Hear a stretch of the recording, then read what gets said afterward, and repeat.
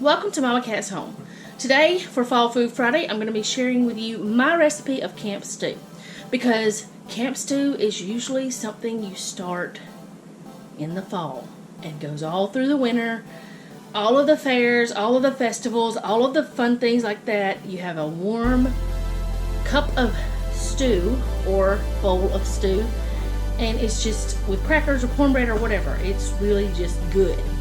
A lot of people do it different ways. This is the way I do it because I never had anyone teach me how.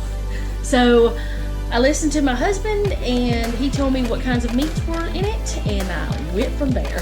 So first I'm going to cut up the meats, and part of the meat I'm going to be putting in here. This is a camp stew starter. This is only going to be for the beef and pork, and I'll have to add chicken to it whenever I start to cook it next time, because all I'm doing is getting a boneless chicken breast and I'm cutting that up. I thawed it some in the microwave. So I will be stewing something that I don't normally do. I'll be cutting it up on the plate that I used and just cut all the meat up that way. I don't normally do this because I don't like cutting things up on the plate like that, but it's better than getting another cutting board out. But if I find that it's annoying me too much, I will get another cutting board, or I'll get a cutting board. So I'm going to put you down here so you can see the meat, and I will speed through this. As I cut up the meat, I'm going to put part of it into my cassourie. This right here. It's got water on it where I washed it. And this is not messed up. It's just I didn't take the plastic thingy off. So it's still there. Anyway, this is my other pressure cooker. I have an Instant Pot and I have this pressure cooker. And I'm going to be putting part of the meat in there and part of it in the bag, but the whole chicken is going in there. So let's get that going.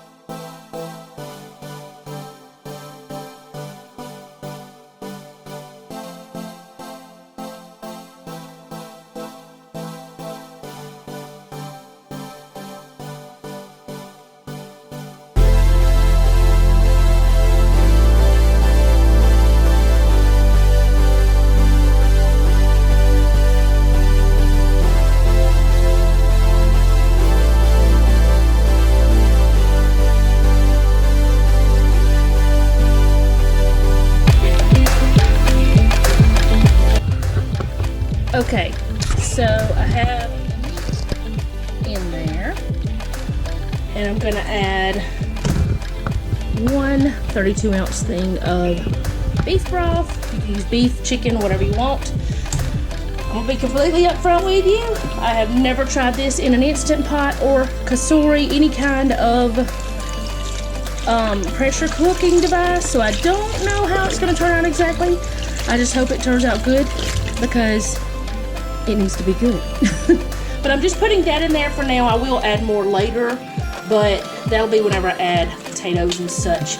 So the only seasonings I'm putting in this right now is going to be black pepper,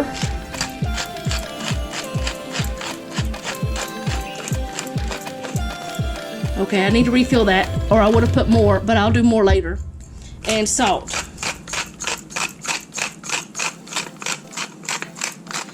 You gotta remember that potatoes love salt. And this is a salt grinder, so it's not really as much as you would think coming out. It's maybe a teaspoon at the most that I just put in there. Okay, so I'm going to make sure my seal is good in there. And I'm gonna put it on. Make sure it is on the seal. That's a seal back there. I don't know if you see it. Put it right there.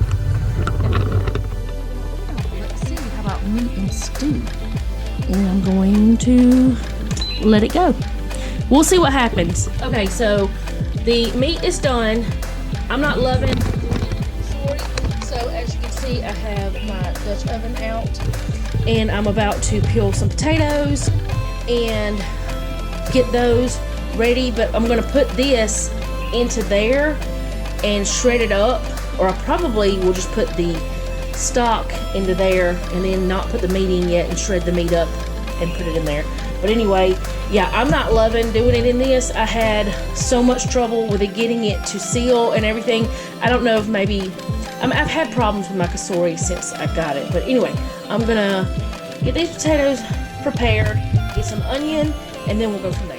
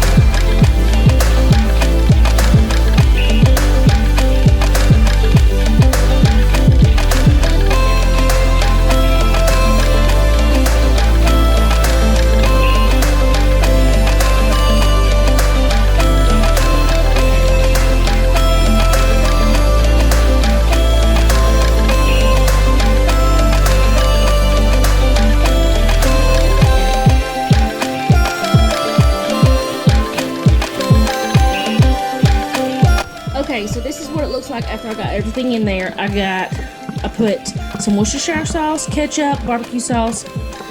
I did put some carrots, onion, and potatoes, and then 2 cans of stewed tomatoes, and it makes this whole pot full. And I'm going to kind of sit the lid on there kind of cattywampus, not exactly on there, but kind of, and let it cook up on like a good simmer. It has started boiling, but I don't want it to boil over or anything like that. But I'm gonna stick this on there kind of a little bit like that, and I'm gonna just let it cook, and I'll show you what it looks like when it's done. Okay, so this is the camp stew after it's all done and ready to eat. The meat is all shredded up and the vegetables are all cooked through, and it's just all yumminess in there. We eat it with some saltines. That's what we normally have. It's right here. Ignore that hole between the two appliances. Still haven't had time to fix it since we got the new stove. It's much shorter. If you don't know, my other stove caught on fire, or it's much narrower. This new one is right here. This one, you can't see my hand. This is new. It's new to me anyway. I like it a lot though because it has all kind of fun things. But anyway, this is the way it turns out. You let it cook down, and I don't think I'd want to do it the Instant Pot route again or the Kasori pressure cooker type thing again, because it just seems to not work out so great. And I don't think you'd have this thickness, this goodness, if I would have kept using it. But anyway, this is how it is. I hope you guys enjoy this. And if I did not say, because I don't think I actually did, this is part of Fall Food Friday with Fallon over at Moss Family TV. There will be a playlist on her channel. I'll try to remember to put it on here as well, of all the other ladies and gentlemen who have joined. I think there's one gentleman. He's from Australia. I really am liking his channel. But yeah, just go check out the whole playlist and find all kinds of yummy recipes and fall food favorites. And I will also have Moss Family TV's down below, and also in the description I'll have a link to my recipe, because I have it typed up ready to share with you guys. So thank you again for watching, and remember, don't take any wooden nickels, and be sweet.